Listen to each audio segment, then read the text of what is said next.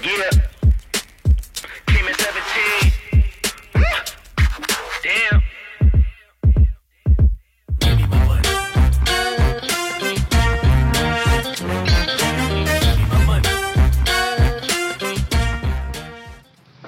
Assalamualaikum warahmatullahi wabarakatuh. Di video kali ini kita berada di Bundaran Swawindu, Lasusua, Kolaka Utara bersama dengan anggota DPRD Kabupaten, legislator yang masih muda, keren dan ganteng, Adi Putra. Halo Om Jack. Apa kabar? Alhamdulillah, bagi-bagi Ji. Alhamdulillah. Om Jack bagaimana kabar? Alhamdulillah. Sehat. Ini sudah 2 hari ini mutar-mutar di Lasusua dan melihat Lasusua ini keren. Selamat datang di Lasusua Om Jack.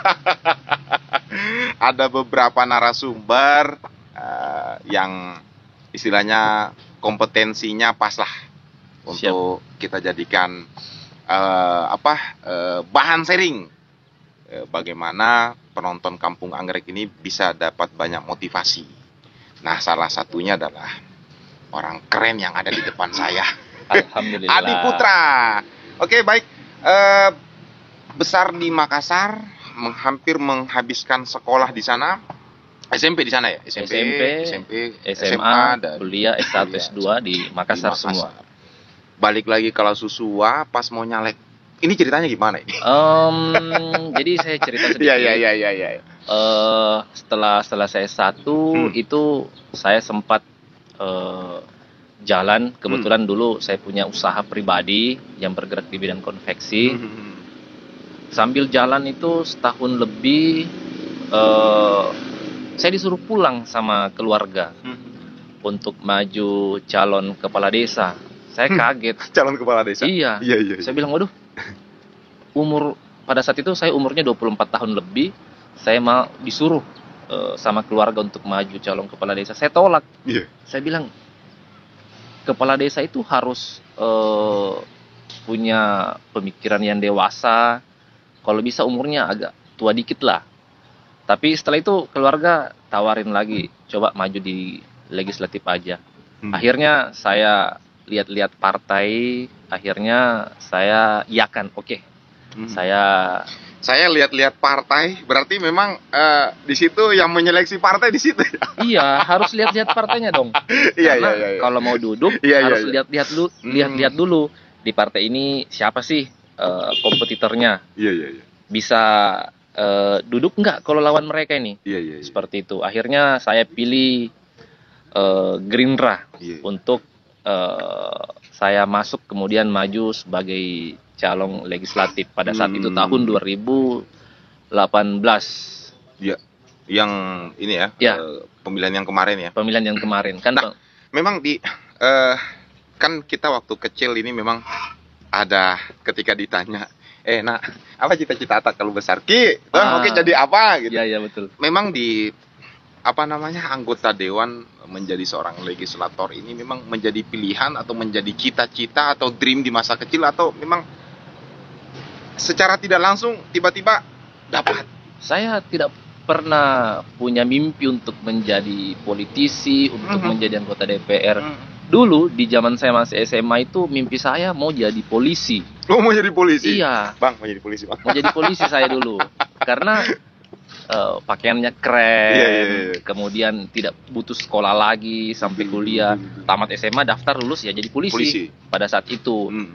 Cuman ternyata saya tidak dibiarkan sama keluarga untuk mendaftar. Akhirnya kuliah, tertarik kuliah, nyaman kuliah, sampai masuk di organisasi, banyak teman. Seperti itu pada saat itu. Akhirnya menyelesaikan studi S1. Kemudian, tapi sambil kuliah kemarin itu di Makassar, saya memang dari semester 4 sudah jalan. Ada usaha, ada bisnis. Itu awalnya modal bisnisnya sejujurnya dari hasil beasiswa saya. Kemudian saya buka bisnis sambil aktif di organisasi. Karena kebetulan waktu kuliah saya aktif di himpunan. Saya pernah menjadi sekretaris himpunan, saya pernah juga menjadi ketua himpunan. Oh, ketua himpunan. Pernah. Sampai pada saat itu di zaman saya jadi ketua himpunan, karena saking tertariknya dengan bisnis, saya pernah wakili Indonesia Timur bisnis plan nasional. Dan pada saat itu dapat juara Harapan 2 pada saat itu. Akhirnya jalan terus bisnisnya, jalan-jalan meskipun sempat berganti-ganti bisnis, sampai bisnis yang paling terakhir sebelum jadi anggota DPR itu di konveksi. Karena saya menemukan fashion di situ, meskipun saya tidak pintar menjahit, tapi karyawan-karyawan saya dari Bandung semua. Tiba-tiba pada saat lagi naik-naiknya ini disuruh pulang di kampung untuk maju sebagai calon legislatif. Sampai pada akhirnya saya duduk menjadi anggota DPR. Cuman bisnis konveksinya udah nggak jalan sekarang.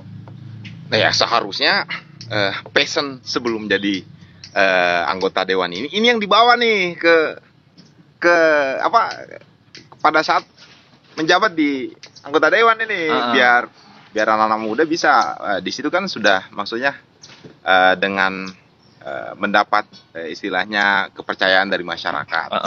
Nah, bahkan kita tahu bahwa di dewan, fungsi dewan itu kan garis besarnya kan ada 3. Yang pertama itu legislasi, yang kedua adalah anggaran, kemudian yang ketiga itu pengawasan.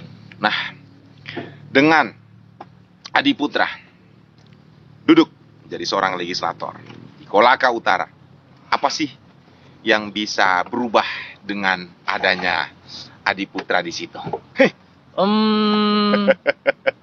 Sebenarnya 2 tahun terakhir ini saya menjadi anggota DPR di Kolaka Utara, terkhusus wilayah dapil-dapil saya. Jujur sebenarnya di Kolaka Utara ini saya baru melihat bahwa Kolaka Utara hari ini seperti ini.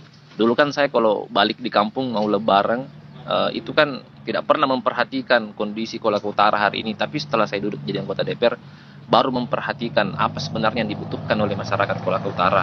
Akan tetapi fokus saya itu fokusnya di dapil dulu. Apa yang menjadi harapan, apa yang dibutuhkan, semampu mungkin saya maksimalkan untuk cover melalui pokok-pokok pikiran, hasil aspirasi yang saya serap. 2 tahun terakhir ini alhamdulillah sudah ada 14 pokok-pokok pikiran. Sampai tahun ini sudah terrealisasi semua. Itu dari pokok pikiran partai atau memang dari Adi Putranya ya? Dari masyarakat. Dari masyarakat. Itu yang saya perjuangkan dari DPR. Masyarakat, tapi dengan adanya Bung Adi Putra di situ bisa memperjuangkan. Akhirnya terrealisasi. Alhamdulillah terrealisasi. Cuman masih banyak sih sebenarnya pokok pikiran yang belum terrealisasi karena keterbatasan APBD daerah seperti itu. Tapi apa yang menjadi urgen, yang menjadi kebutuhan sangat penting masyarakat, terkhusus di dapil saya, seperti misalnya jalan tani, kemudian nelayan yang butuh perahu, kemudian peternak yang butuh bantuan kambing, itu saya urus semua itu. Nah, seperti itu. Itu kan kebutuhan yang berhubungan dengan ekonomi, berhubungan dengan pendapatan masyarakat. Itu yang paling saya perjuangkan sebenarnya. Tunggu, ada kan tadi bilang jalan usaha tani gitu, peternakan dan lain sebagainya, yang yang masuknya itu kan di Komisi 2 kan, pekerjaan-pekerjaan Komisi 2. Iya betul. Di situ kan Komisi 1. Begini, sebelum saya masuk ini kan baru 2 bulan terakhir ini saya di Komisi 1. Sebelumnya itu yang memilih kita harus di Komisi 1, kita harus di Komisi 2, itu request dari partai kita sendiri atau memang ditentukan bahwa giliranmu sekarang? Itu hasil rapat dengan praksi internal partai. Jadi kita bagi Komisi 1, Komisi 2, Komisi 3. Ada yang di Bamperda, ada yang di Banggar. Itu kita rolling per 20 bulan. Per 20 bulan.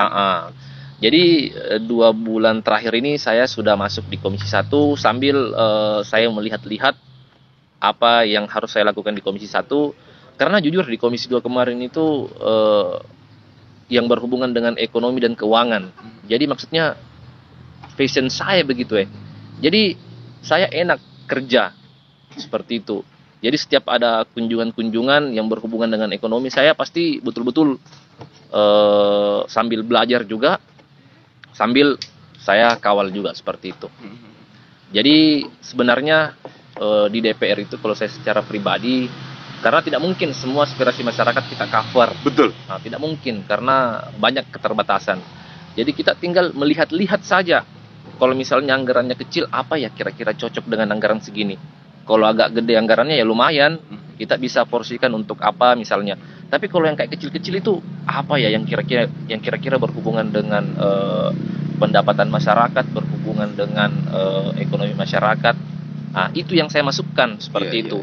Minimal saya bekerja ada hasil. Nah, jadi ketika kita turun reses, kita sampaikan bahwa itu ada loh nanti jalan, ada loh kambing itu nanti. Ada perahu, bantuan perahu misalnya. Ada bantuan jembatan lintas tambak. Nah, itu jembatan lintas tambak itu kecil, tapi berpengaruh terhadap pendapatannya masyarakat di wilayah pesisir tambak. Karena kalau ndak ada itu jembatan, kalau jembatan kayu nak pakai pas saat mau paning bisa jatuh itu gabus udangnya. Dari pemudang tempat udangnya toh. Iya. Kalau kita lihat kecil gitu jembatan tapi sangat berpengaruh. Seperti itu. Terakhir kemarin ada jembatan gantung itu di sana di dapil saya. Anggarannya kecil sebenarnya. Cuman kan ternyata itu mempengaruhi pendapatan pekebun lintas kecamatan. Karena ada orang yang punya kebun di kecamatan A, dia tinggalnya di kecamatan B, tapi dia nyebrang lewat jembatan gantung itu di sungai. Kalau itu yang tidak diperbaiki, kasihan mereka itu harus lewat atas gunung. Itu kan lumayan juga itu bensin yang dia pakai, BBM yang dia pakai. Betul. Nah, seperti itu. Jadi untuk memangkas BBM yang dia pakai harus diperbaiki itu jembatan gantung dan anggarannya tidak besar. Seperti itu. Begitu Om Jack. Sangat layak untuk melanjutkan periode berikutnya. Amin. Nah, ini yang masih saya kepikiran begini lah, kan yang namanya menjadi seorang anggota dewan itu kan tidak segampang membalikkan telapak tangan. Betul sekali. Menurut saya. Itu yang harus kita butuhkan adalah yang pertama, kalau ini di pandangan saya di pandangan Om Jack ini relasi yang kuat, betul. Uang yang banyak ini harus ini tidak boleh kita bohong loh bahwa untuk jadi seorang anggota dewan itu saya tidak jika sian jelas ini. Yes. Ini pendukung utama juga nih. Kalau menurut saya. Betul. Ya. Kemudian yang terakhir adalah garis tangan, rezekinya kita. Iya, rezekinya kita, betul. Nah, ketiga ini harus istilahnya harus seikat. Dimiliki. Iya, harus dimiliki. Nah, biasa ada orang sudah buang uang, sudah jor-joran, tidak duduk. Dia merasa dia banyak relasi, tidak duduk. Iya, betul. Berarti kan hanya ada dua ini yang harus dijaga. Kalau garis tangan itu kan dari Allah nih. Iya. Kau layak duduk makoh. Okay. Ini Allah ketentuan. Apa sih yang spesial di seorang Adi Putra? Ini kan kuliah di Makassar, sekolah di Makassar, otomatis teman-temannya di Makassar. Betul. Kuliah di Makassar, teman-temannya di Makassar. Tiba-tiba ujuk-ujuk pulang ke Kolut, Dewan, maju, terpilih. Jadi begini Om Jack. Iya. Saya cerita sedikit. Jujur saya juga di awalnya itu bingung sekali sebenarnya. Saya bilang, saya ini jadi anggota DPR, mau ngapain nanti? Iya. Terus ini masa-masa caleg, saya harus bikin apa? Bagaimana meyakinkan masyarakat untuk pilih saya?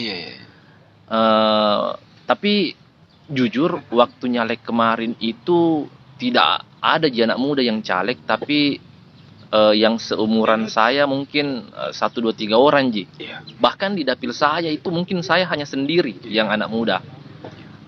Jadi kalau misalnya saya turun langsung ke masyarakat, pertama saya perkenalan diri dulu. Saya sampaikan bahwa saya dari keluarga ini, orang tua saya ini kebetulan kan yang dikenal kebanyakan masyarakat itu adalah orang tua dengan nenek. Berarti relasi lah. Relasinya orang tua. Kalau mungkin kita tidak, tapi orang tua. Iya. Anaknya bagus orang tuanya. Tapi presentasi saya adalah coba bede pilih anak muda untuk wakili di DPR. Nah, itu pertama. Kemudian saya buktikan waktu nyalek kemarin itu kan banyak pesta, banyak acara-acara. Kemudian pernah juga ada satu kali itu musibah yang hujan keras kemudian longsor. Satu-satunya caleg yang turun tengah malam jam 2 malam itu, meskipun yang saya bawa itu hanya air 6 dos plus pisang moleng 1 kantong. Gara-gara itu ada satu desa itu saya pemenang kedua di situ. Hanya gara-gara pisang moleng sama air 6 dos. apa nabila masyarakat, wih gercep kini anak muda iya. Jadi memang coba kita tes ki kasih duduk ki ini anak-anak. Jadi kalau relasi sebenarnya saya tidak terlalu Ji, tapi keluarga ya lumayan lah relasinya. Jadi seperti itu. Secara kesimpulan relasi uang bukan ini juga ya. Tapi bagaimana caranya kita mencuri hati masyarakat? Iya. Dengan pola-pola yang kita bawa. Betul. Bahwa kita bisa menjanjikan, betul, menggaransi mereka. Iya. Kasih kesempatan anak muda. Iya, kasih kesempatan anak muda untuk wakili ki. Anak muda itu memang belum selesai dengan masalahnya, tapi insya Allah bisa menyelesaikan masalah karena tidak terlalu banyak masalahnya. Tepat sekali. Anaknya belum banyak. Betul. Belum punya istri. Betul. Belum ada istilahnya beban istri, beban anak ya, yang betul. terlalu banyak. Intinya tidak punya beban pada saat itu. Betul. Tapi selain relasi keluarga orang tua, memang sebenarnya diperlukan bagaimana kita mampu mengelola teknik-teknik mendekati masyarakat. Betul. Sebenarnya. Iya.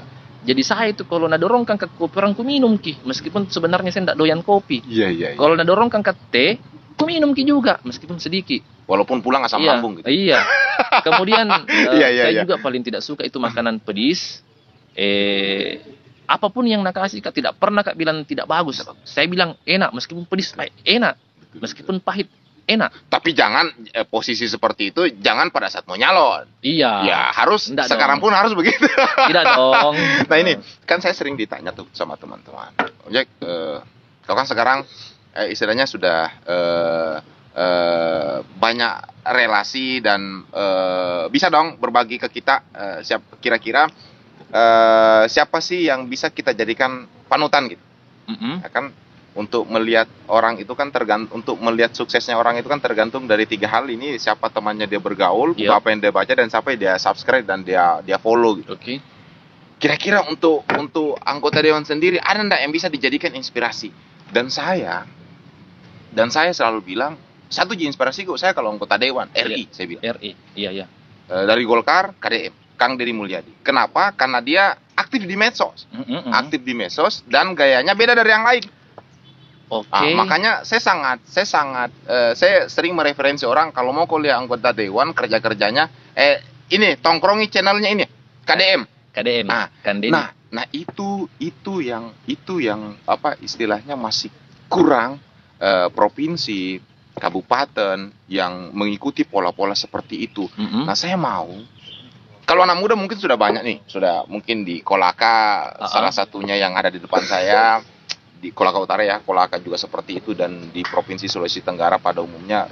Tapi pola-pola yang seperti yang saya bilang tadi itu, bagaimana bisa dicontoh lah atau ditiru lah sama teman-teman anggota dewan yang lain. Itu sih dari saya nih. Kalau saya Om Jack sebenarnya punya role model juga sih. Saya punya role model politisi muda. Bahkan beliau itu kebetulan politisinya dari Sulawesi Selatan. Hari ini beliau jadi bupati.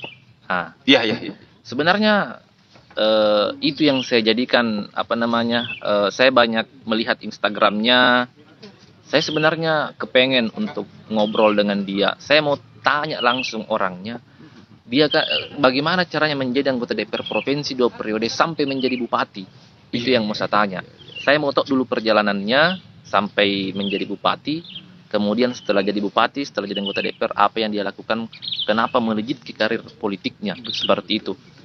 Anak muda yang menjadi anggota DPR kayak saya ini masih butuh belajar ke teman-teman milenial yang lain yang kebetulan menjadi anggota DPR atau menjadi politisi, atau bahkan politisi-politisi yang sudah senior, seperti itu.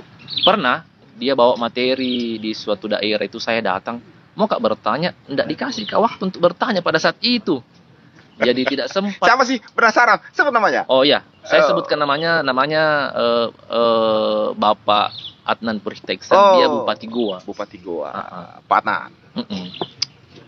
Salah satu inspirasi juga. Iya. Boleh lah. Dia luar biasa lah. Boleh lah. Dari provinsi naik ke bupati. Dan Adnan itu kan sama. Dengan bisa jadi di Goa ada Pak Adnan, di Kolaka Utara Adi Putra. Nah, Anda kan ini istilahnya masih anak muda nih, tapi dengar-dengar dari teman-teman bisik-bisik deh. Tinggal sebentar mami itu anak mudanya, enggak lama. Iya. Oh iya. Mudah-mudahan kita diundang ini di Kampung Anggrek, diundang nanti. Siap. Bisa tongki hadir godong di acaranya. Siap, nah, siap. Bicara mengenai masalah anak muda, bagaimana di mata seorang Adiputra melihat anak-anak muda di Kolaka Utara? Apa sih yang masih kurang sebenarnya sehingga apa kelebihan dan kekurangan mereka dan apa yang mesti harus digenjot biar terjadi, maksudnya geliatlah ekonomi kreatif yang ada di sini. Jadi begini, 2 tahun lebih belakangan ini saya perhatikan, Kolaka Utara ini kan ada gunung, ada laut. Betul. Kemudian kalau UMKM di Kolaka Utara hari ini mungkin tidak semaju kabupaten lain. Betul. Jadi sebenarnya saya berkesimpulan di Kolaka Utara itu butuh anak muda yang berkualitas, yang punya yang punya something different begitu Iya. Yang bisa menjadi contoh ke teman pemuda-pemuda yang lain. Karena begini, anak muda hari ini tanpa skill, susah gitu. Karena hari makin hari, tahun makin tahun, kalau tidak punya skill, tertinggal ki. Apalagi di era digital seperti saat ini. Apalagi di era digital saat ini.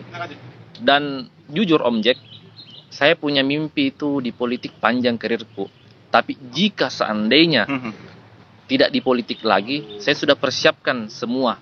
Tanpa di politik, saya bisa berkreasi, saya punya tempat lain, saya punya panggung lain untuk tetap berkiprah meskipun bukan di politik, mungkin di bidang bisnis misalnya, seperti itu. Harapannya saya anak muda seperti itu, harus ada panggungnya mereka semua.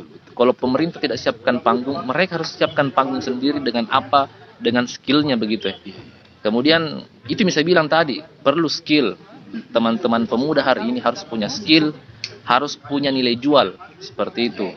Kalau tidak punya itu, mau bikin apa begitu, seperti itu. Nah, biasanya anak muda alasannya itu karena selalunya karena pemerintah tidak narik. Pemerintah juga alasannya karena mereka belum berbuat. Jadi kira-kira di mata Adiputra, apa yang harus pemerintah dan anak muda ini lakukan biar ketemunya di tengah sebagai seorang anggota dewan yang memperhatikan lah di anak muda?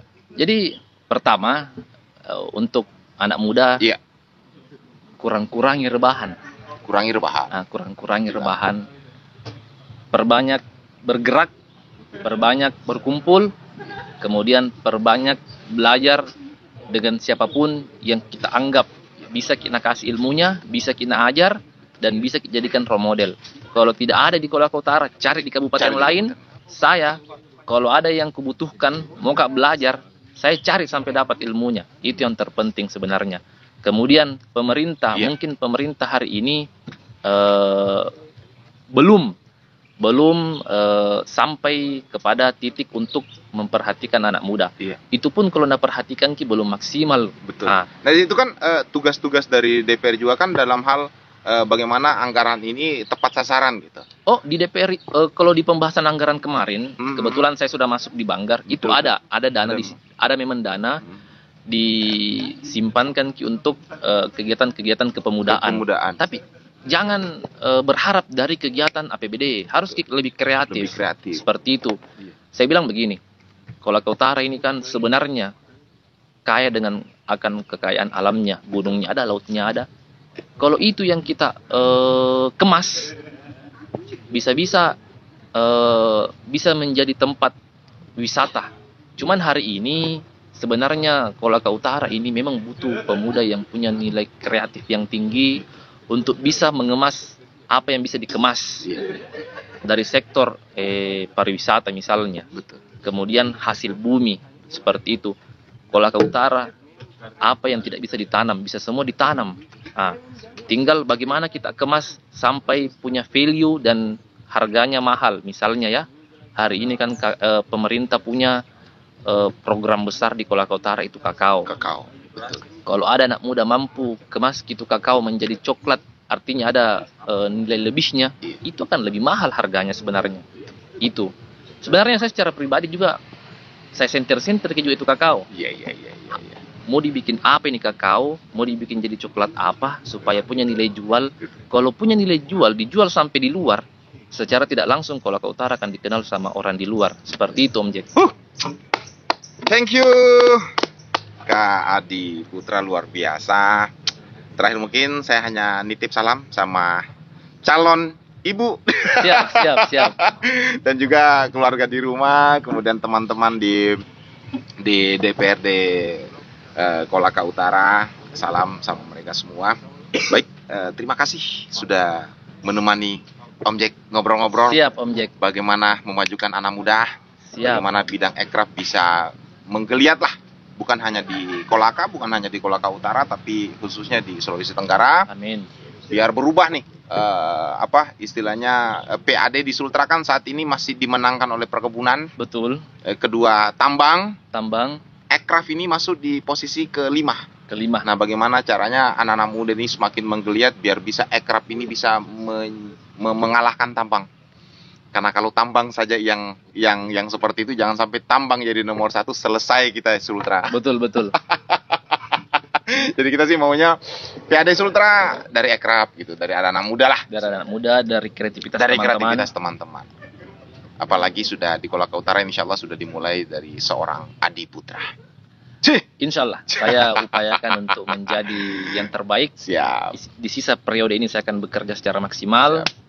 Dan akan ada periode-periode berikutnya. Amin. Untuk Anda ketika Anda bekerja dengan ikhlas. Oke, thank you. Siap. Kakak. Makasih banyak Om Jack. Oke, baik. Warga Kampung Anggrek, demikian obrolan hangat saya bersama dengan seorang anggota Dewan Muda Kolaka Utara. Baik, saya Om Jack dan Adi Putra. Mohon pamit undur diri. Assalamualaikum warahmatullahi wabarakatuh.